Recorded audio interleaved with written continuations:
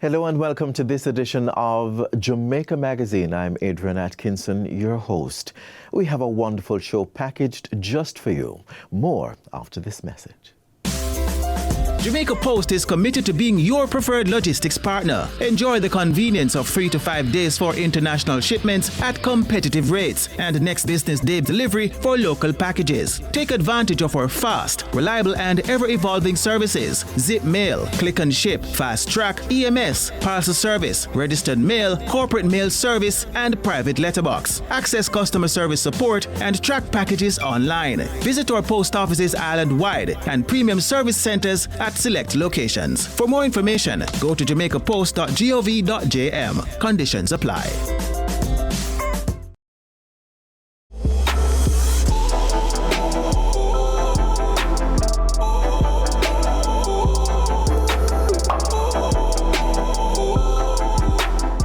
As education remains the foundation of national development, the Ministry of Education, Skills, Youth and Information continues to roll out measures to ensure that learning never stops and that our children receive the best possible education. That's the discussion in this week's episode of Get the Facts. Let's tune in on the conversation.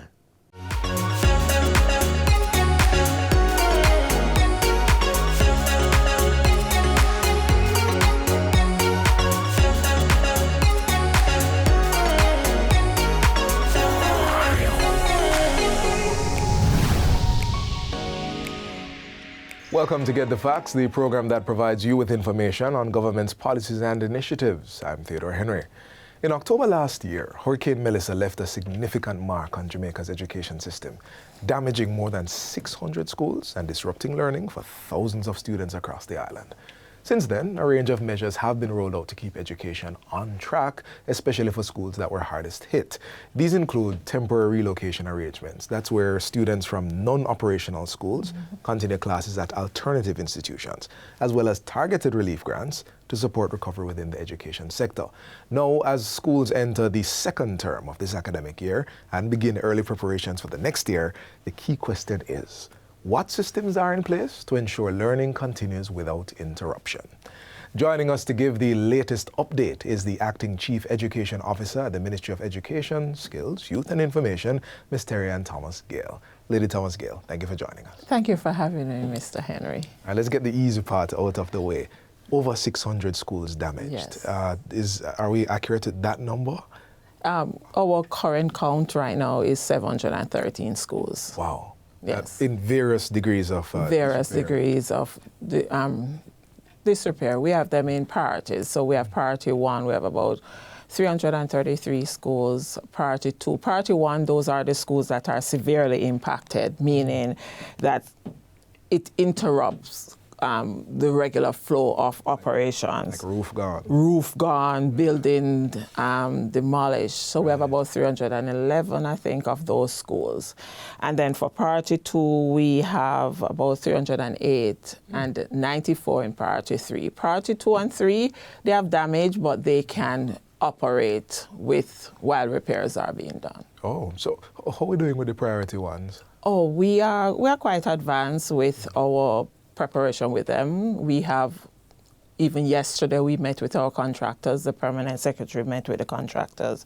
And so we have about 15 schools that we have begun work in progress. We have 42 to commence work, and 189 have been assigned to contractors, and 93 contractors have now gotten approval to proceed. So we're moving strategically, and following yesterday's meeting, I know that we'll be moving at a much faster pace. Okay. So we see the damage to the schools. Right. But what other impacts are we looking at in the education sector? While we look at the infrastructural damage, the psycho-emotional damage, that's one that you won't see. And it's impacting everyone. It's impacting the education officers that supervise the institutions, impacting our teachers that have to deliver the curriculum, impacting our principals that need to lead the delivery of the curriculum and our students who have to receive the content. So it's something that you're not going to physically see, but it is there, and the ministry is very mindful of that. And so from the beginning, immediately after Melissa, we have indicated, we have mandated, we have supplied our list of clinical psychologists that are available if persons want to speak to someone, they're having any traumas and they need some amount of clinical support. There's a list of 36 clinicians, and these are paid by the Ministry of Education. So it's not, no one will incur those costs but the ministry. We also have a team of guidance counselors who are roving guidance counselors who are willing to give that support. And we do have a very vibrant guidance and counseling unit within the ministry that is very proactive. And so the support is there for our stakeholders if they so need. So that's the area that you won't see an impact, but it is there, and we're very mindful of that. And the extent to which we are mindful of that, we are really cautious in how it is that we even treat the recovery or the return to sense of normalcy. We want persons to lead with the heart. Not to forget the heart in how we lead, to remember that the pain that persons feel, you won't necessarily see it, but it may still exist. Right, and I wanted to draw a line under this because it's not just open schools put the students and the teachers back in. The experience can make it difficult for the student to learn, to come back and sit in that classroom and learn. Is that something that I'm right on? You are indeed correct, and our educators have been very creative in how they have approached bringing back the students to learning. Physically and mentally. Physically and mentally, in that I know that for the first week, there were institutions that only did psychosocial activities during that week. We are currently in the process of training 450 teachers in play therapy, and that's another thing that will be fused into our system, where teachers are now able to use play to enhance how students cope with their different issues. So we are mindful, and our educators, our principals, and our leaders within our education space are mindful of the psycho-emotional state of our students and teachers. And teachers. And you know what's even more marvelous about everything? Our persons who are leading this, they too are going through their own impact from Melissa, but they have risen above their own personal challenges to ensure that the education of our children continues. I definitely wanted to ask about that because it sounds heavy on the teachers. Yes, it is. Right, and but let's talk about that a little bit more. We're going to go to a break right now. Please stay with us. We're talking about the recovery of the education sector and getting the facts from Ms. Terry-Ann Thomas-Gale.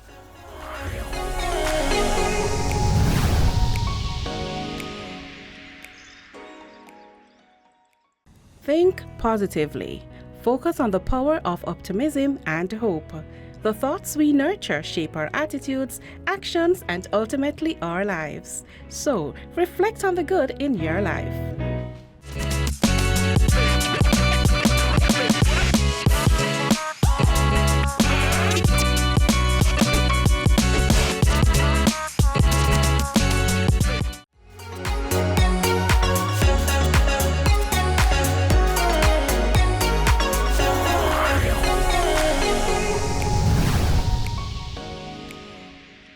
Welcome back to Get the Facts. Today we're taking a closer look at the measures the Ministry of Education has put in place to keep learning on track, even in the face of unforeseen disruptions. Joining us is the Acting Chief Executive Officer of the Ministry of Education, Skills, Youth and Information, Ms. Terry-Ann Thomas-Gale. Lady Gale, let's pick up right where we left off. It sounds heavy for the teachers, and I really want to know what measures are being put in place to support the teachers, because they're also returning to the classroom. It's a lot, and I think it's at this time that I really want to extend our heartfelt gratitude to our educators, our teachers who have really gone beyond to get the students back into learning. Yeah. What we have done within the ministry, along with the psychosocial support that we've made available to our teachers, we have gone ahead and we have looked at the curriculum, primarily those at the primary level, up to, from grades 1 through to 9. We have created, in order to help the teachers with the content delivery, as well as to ensure that there's no gap in students' learning, we have identified a set of prioritized objectives, curriculum objectives. Okay. We have since communicated this to the system, the areas of focus, so that they're not busy trying to cover an entire syllabus. We have also given support as it relates to the old guidance on how to prioritize the core functions of learning. And we want our students and our teachers to realize that assessment at this time, it should not be one of punitive, but more of diagnostic. We want to ensure that the teaching, you're not trying to get an A, we're not pushing a grade, but we're trying to build on the students' potential. And possibilities will exist, or there will be instances where you'll see gaps in students' learning. We will expect to see gaps, but there are measures in place in which we can cater to those gaps and address those gaps. And the ministry is there to support our teachers in how to identify these gaps, how to work with the students in these gaps. So our regional teams, they are so equipped to help our teachers to make that transition from the impact of Melissa to teaching and learning and to the after. Got it. The psychosocial support, the roving guidance counselors, all of this is available to the teachers as well, right? And parents and students and even you. Okay. It's available to everyone because you may not be within the classroom space. You're a parent. You have to relate to our children. And so we want to ensure that if you need the help, it's there. So the numbers have been communicated in the public space, and it's available to just about everyone. All right. And those numbers would be on the Ministry of Education? Yes, they're on the ministry's website, and it's through a bulletin that it has been communicated. Wonderful. All right. So let's talk lessons learned. Hurricane Melissa has come and gone. For better or worse, we expect there will be more. Lessons learned. Lessons learned. We went through COVID, and we have what we call an education in emergency plan.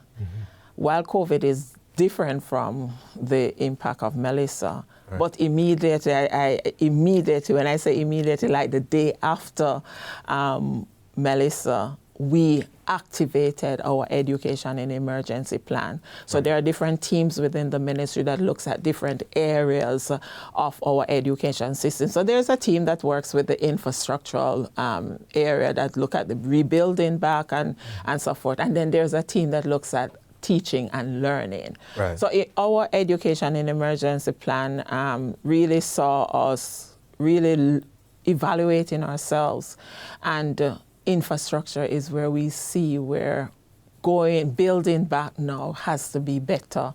And so there is new building standards that we have worked on. Even before Melissa, those building standards were developed. So that's already communicated to all our contractors and our principals for them to be aware that there are certain standards in which rebuilding must take place within the institution. So that's one of the lessons learned. Lessons learned as well is, I'm not sure if it's a lesson learned because we have been doing it, but I think our schools are now realizing that assessment or teaching and learning is really continuous. And so you have to stick to a syllabus to ensure that the students, you meet certain timelines. Right. And I'm speaking primarily in terms of our SBAs, our AIs,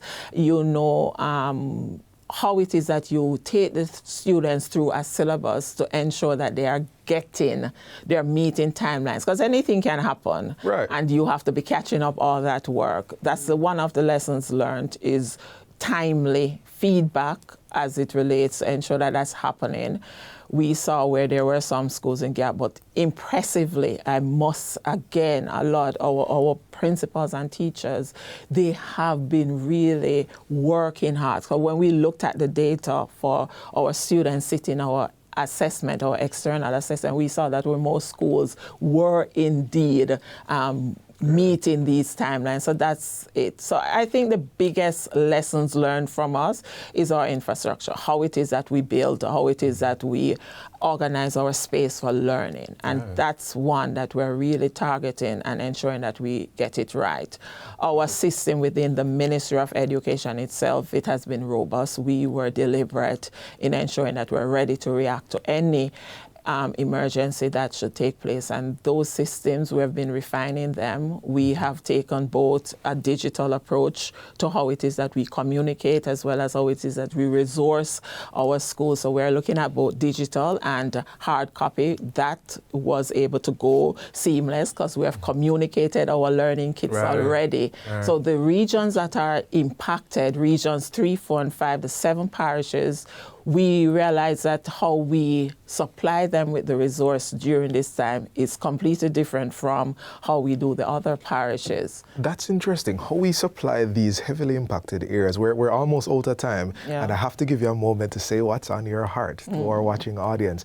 But the lessons learned from COVID, we're building on that foundation, and parents actually can reasonably expect continuity and stability because you are adjusting to what has happened. Lady Thomas Gale, we're in the final few seconds of the interview. Speak directly to our audience, parents, teachers, students. As we stand in the threshold of this new term, looking back at the winds of Hurricane Melissa and forward towards recovery, my message from the Ministry of Education, Skills, Youth and Information is one of partnership, patience and hope. We're not simply reopening the school gates.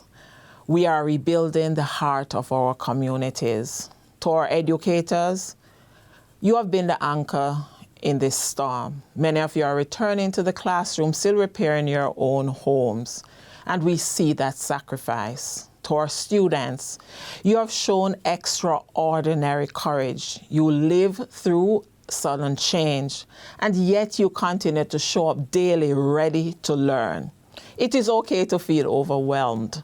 The academic year for 26 is not just about your journey. It's not just about your grades. It is about your future. Your potential has not been washed away. We are adjusting schedules and assessments to ensure that you reach your destination. To our parents and guardians, thank you for standing with us. Your partnership and patience remain essential as we guide our children through both academic and emotional recovery. Together, we will restore stability and confidence one day at a time. Thank you, everyone. And thank you. This has been Get the Facts. Our guest was Acting Chief Education Officer of the Ministry of Education, Skills, Youth and Information, Ms. Terry-Ann Thomas Gale. Thank you for watching, and until next time, I'm Theodore Henry. Take good care.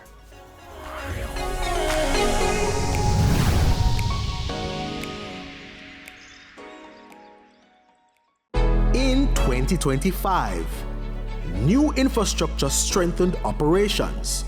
Critical resources reached the front line.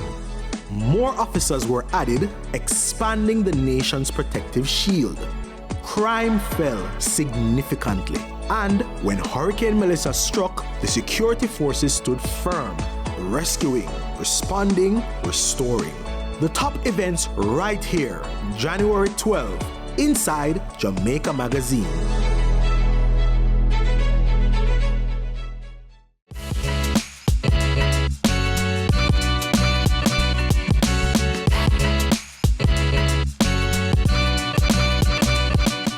They say it takes a village to raise a child, but at the heart of that village is the parent.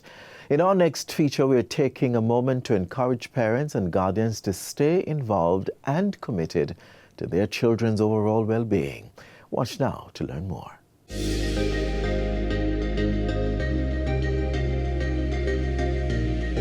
You've heard the phrase, behind every successful man, there is a strong woman. We would like to borrow from that and say, behind every successful child, there is strong parenting. Example of which we found in the Gibor household. I have 4 children, and all 4 of them are different. Starting school was really challenging for each one of them. Actually, they didn't start school until they were about 4 or 5 years old. Initially, we had difficulty with them in school. We actually pay for school at 3 and 2 years, and they didn't go, they create a tantrum. Despite that late start, once the girls got into the academic race, they progressed well. A family of 6, the oldest child, Rishka, a civil engineer, was on the clock at the time of this interview. Their second child, Rania, is an architecture hopeful at the Caribbean School of Architecture and the dancer in the family. Their third child, Rasha, has been a top student at the Arden High School since her first day there, holding on to a 4.0 GPA. And the baby of the family, Rashmi, is the top girl for the 2025 PEP exams along with countless other achievements.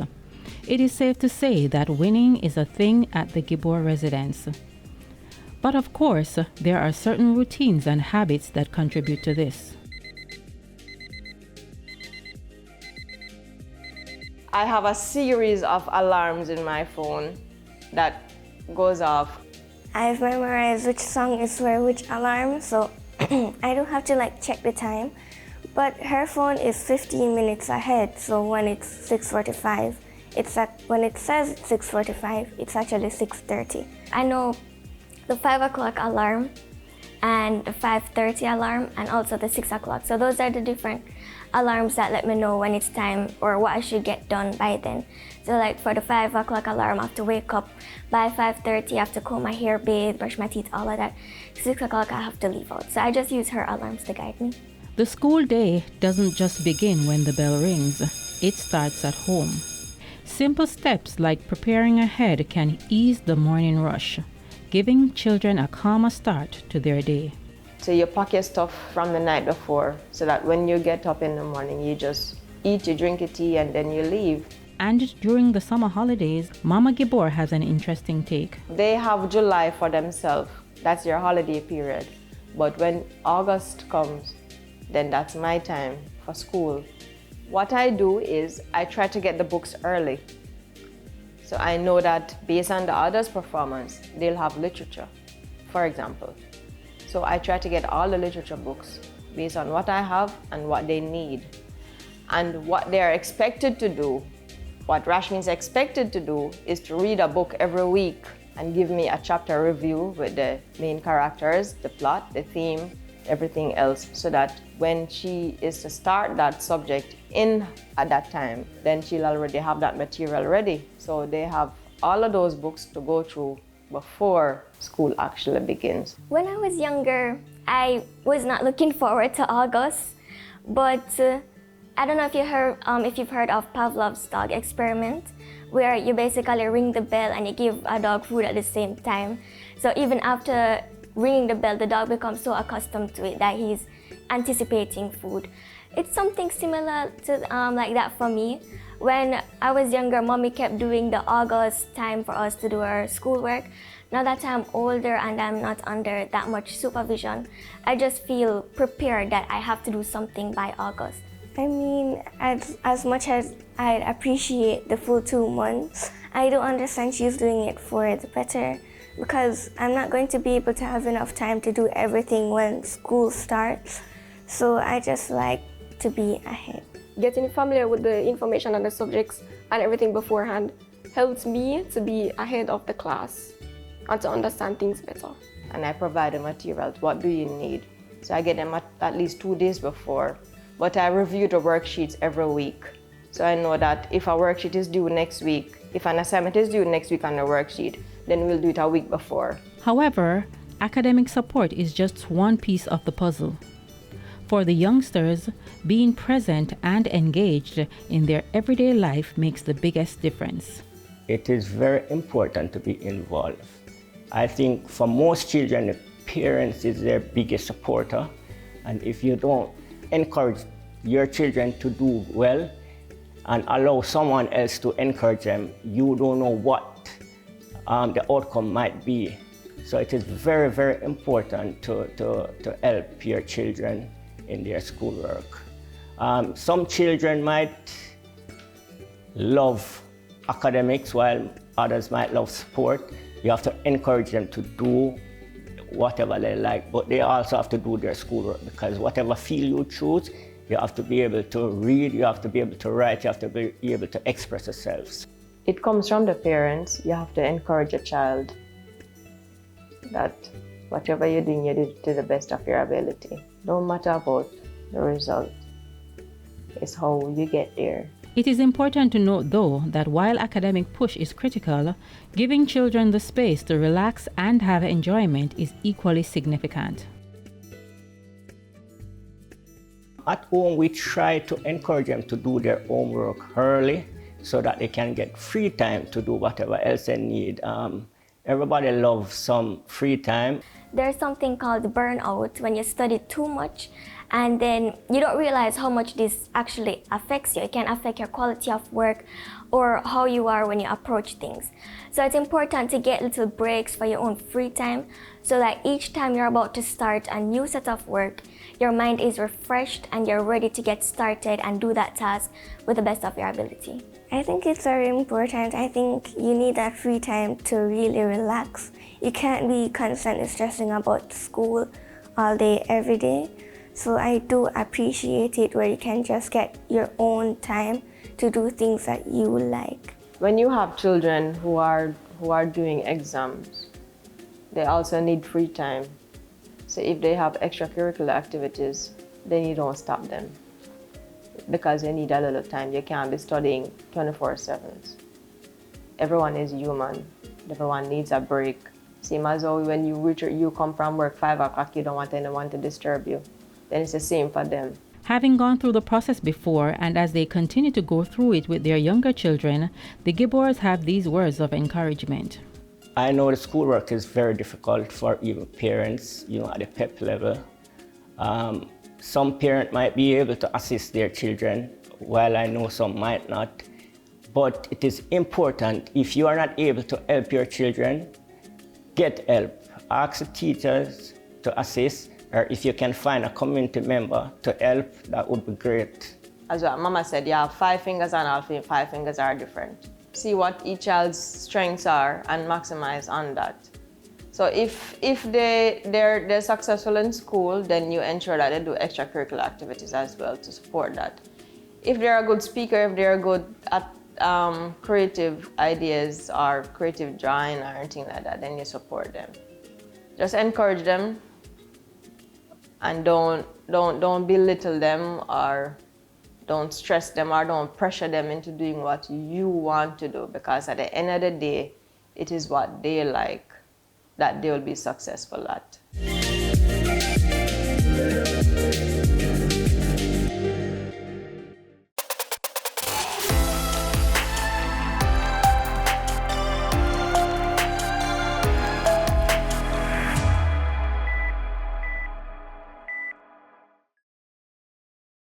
We've come to the end of today's show. I do hope that you enjoyed this package. To catch a repeat of this or any other, feel free to log on to our website at jis.gov.jm. Until next time, I'm Adrian Atkinson. Walk good.